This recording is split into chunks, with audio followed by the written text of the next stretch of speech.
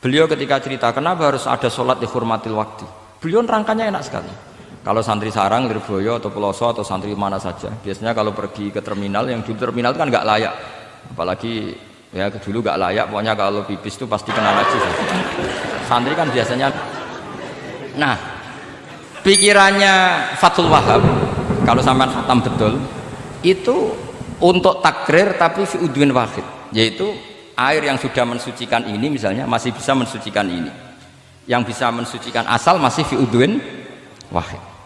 Ya sudah, di situ saja takrirnya atau mubalaghahnya di situ, bukan ke anggota yang lain. Oke, itu meskipun agak, tapi Imam Malik dan semua ulama hampir mengatakan tohur itu ya tetap di kasrotil istimal, artinya ya sudah bisa takrirut tadhir. Tapi yang bilang tadhir digugat lagi, digugatnya gini, tohur itu mubalaghah dari tohir, bukan dari mutohir. Ini kalau sampean fasul masail, sampean nggak pernah tahu fasul masail sedetail ini, nanti diulang lagi khatamannya. Tohur itu bukan mubalaghah dari tohir, tapi dari mutohir. Padahal bahasan kita tentang tadhir, bukan tentang tuhur. Sampean mikir toh?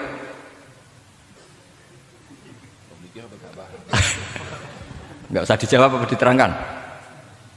Apa ngaji lagi aja, nggak usah boyong dulu.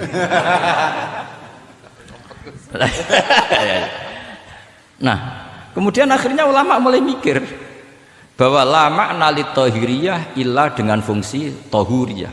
Tidak ada gunanya disetatuskan suci kemudian tidak berakibat mensucikan, karena ini air masih murni, maun mutlaq. Kecuali kayak teh kopi berstatus suci tapi tidak mensucikan, tentu ma'an tahura di konteks itu adalah tohir mutahhir, karena contohnya air mutlak bukan kopi. Berarti meskipun tohur itu dari mubalaghah tohir tapi maknanya mutahhir, itu perdebatan. Akhirnya apa? Orang itu menjadi cerdas, terutama di era Ibnu Hajar Al-Haytami, karena beliau ahli fikir. Beliau itu cerdasnya Masya Allah. Tapi apapun itu, beliau tetap manusia. Kecerdasannya kadang berlebihan dalam aturan yang dipatok mazhab Syafi'i, termasuk mensyaratkan Jumatan harus orang 40. Sekarang pertanyaannya gini, sama tak beri pertanyaan, harus bisa jawab. Meskipun salah nggak apa-apa, saya butuh jawaban, nggak butuh benar, karena sudah tahu mesti agak salah itu, nggak apa-apa. Ketika ada satu kampung yang orangnya tidak sampai 40 dan mereka ingin Jumatan, menurut kamu itu harus Jumatan, apa boleh Jumatan, apa harus duhur? Apa ya Jumatan ya duhur? Masyarakat nggak mau biasanya. Tidak, harus Jumatan, boleh tidak Jumatan, apa harus duhur? Apa nggak perlu ada hukumnya, ben karepmu. Nah, di kitab-kitab I'anatul Thalibin, Sayyid Abi Bakar Sato, itu beliau ngendikan kamu harus tetap Jumatan meskipun jumlahnya belum 40. Karena apa? Madharat tarkil Jum'ah itu lebih ngeri ketimbang mensyaratkan 40 yang asal usul dalilnya itu tidak jelas. Imam Ahmad bin Hanbal kalau ditanya apakah Jumatan harus 40, itu ghadiba ghadaban sadidan, marah besar. Lam yarid fil adat nasun, kata beliau. Enggak ada dalam adat Jumat dan nas. Imam Syafi'i itu hanya asumsi, biasanya wong 40 mesti ana waline. Tapi potongan-potongan gini meskipun sebanyak ini kan enggak, sampean menjamin enggak kalau ada 200 orang ada walinya ini? Dulu itu 40 orang pasti ada walinya, sekarang mbok 1000 enggak ada jaminan ada wali. Dulu itu ada 2 wali, yang satu rokok, dikritik sama yang enggak rokok. Mosok pangeran dikebuli katanya karena tapi wali rokok ini ahli tauhid, Allah laisa bimakanin katanya. Saya tidak tahu ini jadi ya kacau. Wali itu kalau sudah debat itu bener mana? Yang satu goslo, wali kok rokokan, pangeran kok dikebuli. Yang satu bilang apa? Allah laisa bimakanin. Itu saya teruskan. Jadi perdebatan di fikih itu sebetulnya semuanya itu rasional. Karena fikih dibangun di bawah qaidatul fikih, qawaidul fikih dan usul fikih. Dan semuanya itu muktabas atau multamas atau makhud min Rasulillah sallallahu alaihi wasallam. Sekarang saya beri satu analogi. Pernah ada satu kejadian Rasulullah sallallahu alaihi wasallam menghentikan la yusolliyanna ahadukum illa fi bani Quraidah. kamu jangan sholat asar kecuali sampai Bani Quraidah. Kira-kira saya ngomong sama santri, kamu jangan sholat asar kecuali sampai Lirboyo. Sebelum sampai Lirboyo ternyata kadati samsu antaghruba, matahari hampir tenggelam. Fariqun minhum, sebagian dari sahabat milih sholat di tengah perjalanan meskipun itu belum sampai Lirboyo. Alasannya musyaroah fil waktu supaya tidak kodok. Yang sebagian milih sholat di Lirboyo meskipun ba'da antaghruba samsu, meskipun matahari sudah tenggelam. Ketika dilaporkan ke Rasulullah itu falam ya'nif, ada yang baca falam yu'annif wahidan, tak baca 2 kali karena ini nanti bisa jadi debat kusir. Sampean bacanya ya'nif apa yu'annif nggak tahu, pokoknya saya baca 2 kali. Kalau baca sampai 3 kali yang 3 salah karena memang pilihannya hanya 2. Kalau ada pilihannya 3 tak baca sampai 3 kali. Nabi tidak menyalahkan salah satunya. Yang satu pakai konstitusi yang namanya asar itu ya qabla antaghrubas samsu. Yang satu cara berpikir Nabi jelas mansus harus di Bani Quraidah. Sekarang pertanyaannya, kaidah umum tentang, saya ulang lagi, kaidah umum tentang asar itu qabla ghurubis samsi dilawan nas harus di Bani Quraidah, menang mana? Nas sama kaidah umum. Kira-kira kalau kamu ngaji usul fikih menang nas. Tapi pertanyaannya, nas itu butuh mahal. Tentu boleh seperti itu. Asumsinya Nabi adalah jangan-jangan sampai sana memang belum ghurubus samsi. Maka makna yang mesti benar adalah aisari'u fil masyi, kamu harus tergesa-gesa jalannya sehingga potensi menangi asar di Bani Quraidah. Jadi unik. Terus itu difahami pentingnya musyaroah fil iktida. Jadi kalau anut Kanjeng Nabi harus musyaroah. Nah, musyaroah ini pula yang menjadi basis fikih. Makanya ulama dulu kalau ngarang fikih itu gampang sekali. Kalau orang tidak paham aja nggak bakat wali. Sebenarnya fikih itu gampang sekali. Bagi yang gampang maksudnya, hamba tidak usah itu. Misalnya begini, Fathul Mu'in, Fathul Hab semuanya ngendikan wa yusannu nasyatun di sholatin. Jadi wa yusannu lan den sunat napa nasyatun gumregah, semangat di sholatin krana ngadiri sholat. Fa inna wa ta'ala zamma tarikihi, sama sih ingat takbirnya. Zamma itu ngritik sapa wa utawa modho sapa tarikihi, pakai jamak muzakkar salim. Tarikihi ing wong sing ninggal nasya. Terus beliau mendalil qala ta'ala wa idza qamu ila sholati qamu kusala. Ciri khas orang munafik itu kalau sholat itu malas-malasan. Maka saya itu sering bilang ke santri saya, pokoknya nak jamaah kudu ana melayuni, entah berapa kadarnya harus ada melayuni. Guling-gilingan musyaroah. Karena di semua teks kebaikan adalah fafirru ilallah. Lari, ada unsur larinya, ada unsur musyaroahnya. Nah, lalu lama-lama mengatakan makna hadis ini yang mesti adalah pentingnya musyaroah. Nggak perlu berdebat tentang boleh nggak sholat qabla lusul ning Quraidah atau tidak. Tapi harus, karena begini, yang mesti salah begini, ternyata kayak melakukan santai-santai ngopi se, rokok se, jagungan se. Nabi kira-kira bisa maklumi enggak ketika cara jalannya seperti itu kemudian matahari terbenam? Karena ini yang pasti salah. Paham ya? Karena enggak sampainya sana karena salahnya sendiri, ngopi se, santai se. Lah itu namanya fikih. Jadi fikih itu dari analisis yang normal. Makanya saya sering sekarang akhir-akhir ini sering kampanye kitab Sajaratul Ma'arif, dan itu saya serius dengan kampanye itu karena dikarang oleh Sultanul Ulama. Jadi kalau di wali ada Sultanul Aulia, di ulama juga ada Sultanul Ulama, yaitu Syekh Izzuddin bin Abdis. Itu kalau ngarang fikih itu gampang sekali. Saya punya kitab beliau Qawaidul Ahkam. Beliau ketika cerita kenapa harus ada sholat dihormatil waktu, beliau rangkanya enak sekali. Kalau santri sarang, Lirboyo atau Peloso atau santri mana saja, biasanya kalau pergi ke terminal, yang di terminal itu kan nggak layak, apalagi ya dulu nggak layak, pokoknya kalau pipis itu pasti kena najis lah celana. Santri kan biasanya milih sholat nanti di pondok, milih terawih lah, milih terawih kan duhur asar. Saya tidak tahu kalau Gusnya, tapi kira-kira ya agak sama kira-kira gitu. Alasannya santri yo nakal, meninggalkan sholat fil waktu itu karena alimnya. Kan sholat dihormati wajib iadah, ngapain daripada wajib iadah mendingan tidak usah sholat. Jadi ilmu itu tuh bermata dua. Rata-rata yang sudah tahu wajib iadah milih sholat apa milih ndak? Ndak, potongan-potongan rai gini tuh. Ndak, kira-kira aja. Milih ndak kan karena tahu wajib iadah. Tapi nanti setelah sampean alim dan bakat jadi wali dan sampean belajar kitab Qawaidul Ahkam, itu pasti milih sholat. Saya semenjak belajar kitab itu ya milih sholat, tapi tidak usah dimafhum apa dulu tidak sholat, tidak usah seperti itu. Itu mafhum yang salah itu. yang berbasis suudzon. Jadi mafhum seperti itu salah, ya masalah itu. Suudzon itu masalah. Kata saya Izzuddin bin Abdissalam memberi penjelasan. Kenapa harus sholat dihormatil waktu? Karena khotorun najasa, bahayanya najis atau ritsun najasa, kotorannya najis itu layafi, kalau dibaca ritsul layafi dengan pentingnya sholat. Karena butuhnya Allah, butuhnya malaikat, kalau boleh dibahasakan butuh ya dalam ilmu fikih kan dibahasakan gampang saja. Ada orang sujud di waktu yang diwajibkan sujud, sehingga diabaikan syarat sholat itu harus toharatul badan, wa tasawubi dan wal makan. Kok kira pantas ono waktu sholat kemudian la tasjudu fil waqti sajdah. Jadi akhir gampangannya wes tetep keren, meskipun kowe sholat nganggo najis ora sempurna tetep keren. Piye-piye cara didelok malaikat kok dhuwur wis keceluk sujud, keceluk musholli. Daripada kowe misale asar gak sholat alasan celana kok najis, maghrib ora sholat. Terus jare malaikat berkhataman Wahab kok kelakuane ngono kan gitu ya. Karena malaikat itu ndeloke kok dhuwur.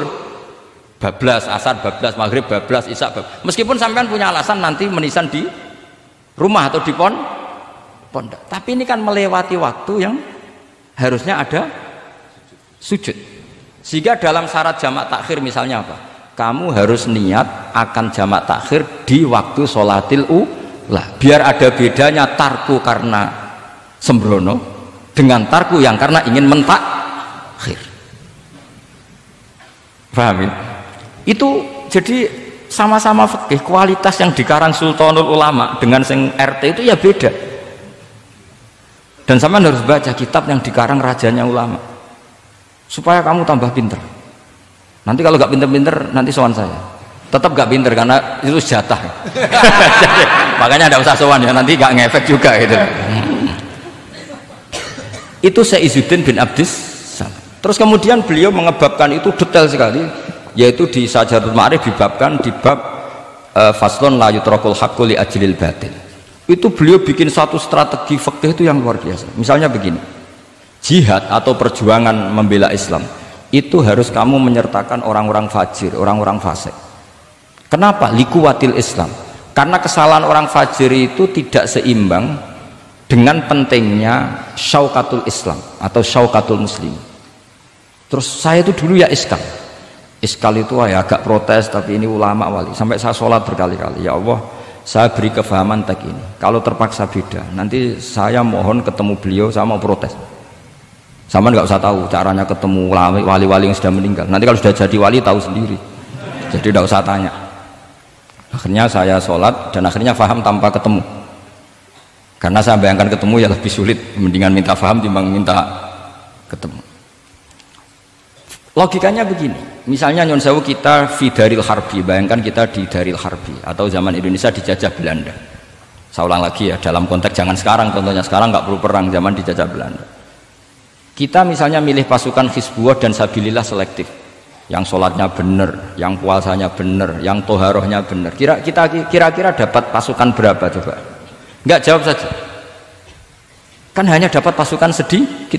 Sementara misalnya Belanda bisa pasukan banyak karena tanpa seleksi. Di sini nih hebatnya Rasulullah SAW. Kata beliau, wal jihadu madin mundu ba'athan ya Allah ila yaumil qiyamah sampai ila ayyuqatila akhiru ummati ad-dajjal la yubtiluhu jawru jairin wala adlu adilin. Sebagian riwayat langsung wal jihadu tetap wajib pun alaikum ma'akul libarin wa fajirin. Nah, penjelasan Nabi kenapa kita harus berjuang mengawal Islam meskipun harus ma'akul libarin wa fajirin. Ya kalau di isim fa'ilnya umumnya guru-guru kita baca barin, tapi untuk masdarnya, untuk kebaikan bacanya apa? Birun. Nanti kamu protes, oh barun itu daratan Gus, kalau birun itu kebaikan. Aku itu macaku kamus luwih suwi, bocah kok sembrono. Saya ini karena meneliti kiro asap, jadi insya Allah kalau masalah lughat itu saya sudah bukan sawir lagi Fathul Wahab, sudah di atasnya itu. Sampai sama tidak usah tersinggung, biasa aja maksudnya. Karena ini kompetisi, kalau sama nggak cocok ya harus bersaing, jangan geremeng tok. Gus Pak sombong enggak, ada usah bilang gitu, saingi saja. Makanya saya terkenal alim itu seneng, karena senengnya itu tadi, yang ngidolakan saya ingin ikut, yang hasut kompetisi, jadi seru. Jangan yang hasutnya antet, wah itu gak fair itu. Itu gak fair, wah itu pasti ngadepi langit gitu. Nanti urusannya sama Allah itu. Gak sama saya, langsung sama. Saya ulang lagi ya. Ilmu itu harus dianalogi dengan fikih, dilogika dengan fikih, dikiaskan dengan fikih. Sekarang misalnya ada orang sok ikhtiyar, wah perang kok ambek wong fasik gak enak gini-gini, wong fasik perilakunya gini-gini. Pertanyaannya adalah, kalau kita nyeleksi hanya orang soleh, kita dapat pasukan berapa? Misalnya zaman kita melawan Belanda. Sama sekarang kita ngawal pembangunan masjid, kadang yang nyumbang gak sholat, kadang yang nyumbang yang sewu hasil korupsi, kadang yang nyumbang orang-orang yang cara muamalah babal kedua. Itu coba kalau kamu tolak, potensinya gini, ini sekaligus PR. Saya berkali-kali nyontohkan ini, sampean boleh tidak setuju, tapi nanti menghadapi saya di akhirat, tidak di dunia, di akhirat. Nanti kita sowan Allah bareng-bareng bener siapa. Lu tidak, saya tidak main-main, karena ulama dulu, sampean lihat di Mu'in di Fathul Wahab, kalau sudah ngendikan ulama, wahada madhabun al-qawahabi, ini madhab yang saya siap ketemu Allah. Jadi ukuran madhab benar itu bukan diputuskan di Sawit Fathul Wahab, tapi madhabun sing al-qawahabi, madhab yang saya ketemu Allah dengan madhab itu. Misalnya gini, ada orang fasik lewat di depan saya, punya uang 1 juta. Delalah pas itu qadhafawa fi qalbihi hubbal ulama. Misalnya. Pas itu delalah beliau senang ulama terus bilang gini, Gus Pak, uang ini tak kasihkan kamu 1 juta. Dia fasik, misalnya terkenal syaribul khomri. Saya ini menurut pertanyaan saya, ini jawab saja. Kamu salah nggak apa-apa. Wajib menerima apa, haram menerima apa, bebas, mubah. Ayo milih di polling. Nggak usah sungkan Gus Kausar. Ini beliau-beliau posisi senior. Milih nerima apa nolak? Wajib apa sunat? Sunat apa wajib? Nah, logika-logika harus terbangun begini. Kalau kamu terima, maka akan dicibir. Malam di Fathul Wahab tiga duit saya kok gelem, bolak-balik nak duit gelem aja. Itu juga masalah kan? Kiai latihan jatuh kan? Artinya posisinya ada mantep-mantep amat. Kecuali kadung keramat. Udah kadung keramat itu. Sama jangan niru saya, aman udah itu. Bayangkan sampean yang latihan nyai itu kan. Tapi pertanyaannya kalau sampean tolak, terus ista'ana bihadhihi darahim lil maksiyah. Ah tak kena kiai ra gelem, tak kena demenanku. Dan hari itu andaikan dia tidak punya uang 1 juta, dia tidak bisa kedemenannya. Gara-gara sampean tolak, dia punya alat untuk maksiat lagi. Kalau seperti ini jadi haram apa wajib? Loh, berarti sampean harus gak jawab anut aku. Artinya sampean jawab kan terprovokasi saya kan? Terprovokasi narasi. Terprovokasi narasi. Itu kriminal untuk calon ulama gitu, itu nggak boleh. Nah, logika ghanimah kira-kira seperti itu. Ghanimah itu normalnya haram. Normalnya haram karena ghanimah itu min amwalil kufar. Dan notabene amwalul kufar adalah bukan sekedar mukhtalithah, aksaruha mungkin minal haram. Tapi kenapa ghanimah dihalalkan di hadil ummah? Makanya Nabi ketika ngendikan uqtitu khamsan lam yu'tahunna nabiyyun qabli, termasuk beliau menyebut wa ukhillat li al-ghanaim, termasuk saya 5 hal yang Nabi sebelumnya enggak dikasih, saya dikasih. Di antara beliau nyebut wa ukhillat li al-ghanaim, ghanimah itu halal untuk umatku. Itu kan kenapa Nabi menyebut itu? Karena normalnya ghanimah itu haram karena min amwalil kufar. Tapi kenapa dihalalkan? Saya pernah ditanya seorang dosen, kenapa itu halal Gus? Saya itu kok nggak nyaman. Karena ini jenis orang ikhtiyar. Terus saya bilang gini, andai kan kamu digarong sama garong, kemudian garong itu bawa senpi, bawa pedang. Karena kamu merasa itu tidak milik kamu, monggo gadani jenengan beto malih. Wah ya tidak bisa Gus, nanti dipakai garong lagi sama amwalul kufar. Andaikan lau a'tainahum, andaikan kita kasihkan lagi ke mereka, maka akan dipakai isti'anah, dipakai pertolongan atau alat untuk kekuatan kekafiran mereka. Di sini sirrinya kenapa ghanimah menjadi halal. Tapi kenapa Nabi sebelumnya kok dikatakan haram? Karena logikanya memang haram. Itu hebatnya Allah SWT sama para kekasihnya. Ada kekasihnya yang dipilihkan haram, yaitu Nabiun qabla Rasulullah SAW. Karena normalnya memang haram. Ada nabi yang fikihnya lebih dinaikkan lagi, yaitu dihalalkan supaya harta ini tidak dipakai i'anah alal maksi. Sampean milih fikih mana coba? Nah, saya berharap pintere khatam Fathul Wahab itu paling enggak sampai seperti ini. Barimu nantang saya enggak apa-apa, tapi nanti ketemu di akhirat. Nah itu fikih. Jadi fikih itu, nah Tapi kan iso wae Gus nampane khadzun nafsi lah, itu mulai masalah kan. Makanya yang seperti itu jangan untuk khadzun nafsi, karena kita butuhnya itu nyita supaya ini nggak dipakai kekuatan maksiat. Jebule mbek kon malah go ngopi rokokan. Nah, ini orang kan terus curiga jebule nek ambek dhuwit ya do gel. Buktikan kalau Anda tidak pakai. Kamu terima sebagai penyitaan, tapi Anda tidak pakai. Wah, itu hebat. Tapi kalau kamu terima wajib, kemudian kamu pakai poya-poya, wah itu ya fikihnya benar, kelakuannya ra benar. Nah, saya berharap Anda memahami fikih itu sampai seperti saya ini. Syukur-syukur lebih. Meskipun ya agak-agak mukhalaf, tapi bisa diperjuangkan itu. Enggak apa-apa. Kamu doa di saat istijabah, ya Allah saya ingin mengalahkan Gus Baksari itu dengan doa itu. Tapi tak jamin enggak mustajab. Karena sudah berbasis ghil, kebencian itu. Doa yang berbasis hasud pasti tidak mustajab. Ya.